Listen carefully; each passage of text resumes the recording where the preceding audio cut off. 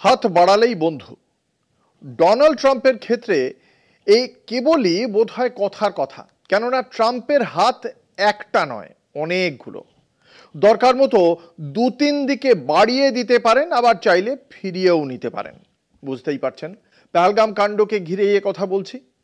পেহেলগামের যে জঙ্গি হানা, যা নিয়ে নিন্দায় ফেটে পড়েছে দেশ দুনিয়া, সেই ঘৃণ্য উগ্রপন্থী আক্রমণকে ঘিরে ঠিক কি অবস্থান আমেরিকার? ট্রাম্পের অবস্থান মাঝামাঝি। হ্যাঁ, ঠিকই শুনেছেন, শ্যাম আর কুল দুই রাখতে চাইছেন ডোনাল্ড ট্রাম্প। তার বক্তব্য, আমি ভারত ও পাকিস্তান দু দেশেরই ঘনিষ্ঠ। নরেন্দ্র মোদীকে নিজের বন্ধু বলেন ডোনাল্ড ট্রাম্প। অন্তত আমি, আপনি, আমরা সবাই তো তাই জানতাম। তাও পেহেলগামের মতো ঘটনায় সরাসরি পাকিস্তানের বিরুদ্ধে আঙুল তুলছে না কেন ট্রাম্প প্রশাসন? আবার গন্ডগোলেই পেহেলগাম হামলার সময় ভারত সফর সারছিলেন মার্কিন ভাইস প্রেসিডেন্ট জেডি ভান্স। জঙ্গি হানার ঘটনায় ভারতের পাশে দাঁড়িয়ে নয়াদিল্লির অবস্থানকে সমর্থন করেছেন তিনি। তবে ভারতকে বৃহত্তর আঞ্চলিক যুদ্ধে না জড়ানোর আবেদনও জানিয়েছেন জেডি ভান্স। তাহলে ট্রাম্পের এসব কথাবার্তার মানে কি? পাক প্রতিরক্ষামন্ত্রী খ্বাজা আসিফ তিনি বলেছেন, 3 দশক ধরে আমেরিকার ইশারায় জঙ্গি পুষছে তারা। এত বড় বিস্ফোরক কথা, তবু তার কোনোই প্রতিবাদ নেই আমেরিকার মুখে। কেন? ধরি মাছ না ছুঁই পানির কারণ কি?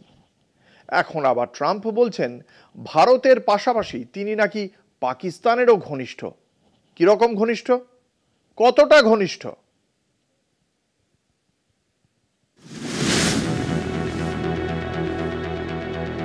পেহেলগাম হামলার সময় ভারতেই ছিলেন মার্কিন উপরাষ্ট্রপতি জেডি ভ্যান্স। এবার প্রথমবার ভ্যান্স ভারতের পাশে দাঁড়িয়েই বললেন, কার্যত এই হামলার পিছনে পাকিস্তানের ভূমিকা রয়েছে। ভারত সন্ত্রাসবাদীদের খুঁজে বার করে প্রয়োজনীয় ব্যবস্থা নিক। ভারতের সন্ত্রাস বিরোধী কার্যকলাপে পাকিস্তানকে সহায়তা করার আর্জি জানিয়েছেন মার্কিন উপরাষ্ট্রপতি। তবে ভারতকে বৃহত্তর আঞ্চলিক যুদ্ধে না জড়ানোর আবেদনও জানিয়েছেন জেডি ভ্যান্স। তবে মার্কিন বিদেশ সচিব মার্কো রুবিও এবং প্রতিরক্ষা সচিব পিট হেগসেটের বয়ান পরস্পর বিরোধী। 30 এপ্রিল রাতে এস জয়শঙ্করের সঙ্গে ফোনে কথা বলেন মার্কো রুবিও। তিনি ভারত পাকিস্তান দুই দেশকেই সংযত থাকার আহ্বান জানান। একই রাতে তিনি পাকিস্তানের প্রধানমন্ত্রী শাহবাজ শরীফের সঙ্গেও কথা বলেন এবং তদন্তে সহযোগিতার অনুরোধ করেন। মার্কিন স্টেট ডিপার্টমেন্ট জানায়, রুবিও দক্ষিণ এশিয়ায় শান্তি ও নিরাপত্তা বজায় রাখতে ভারত ও পাকিস্তানকে একসঙ্গে কাজ করার কথা বলেছেন। তবে পরদিন ভারতের প্রতিরক্ষা মন্ত্রী রাজনাথ সিং জানান, পিট হেগসেট ভারতের আত্মরক্ষার অধিকারকে সমর্থন করেছেন এবং সন্ত্রাসের বিরুদ্ধে লড়াইয়ে ভারতের পাশে রয়েছে।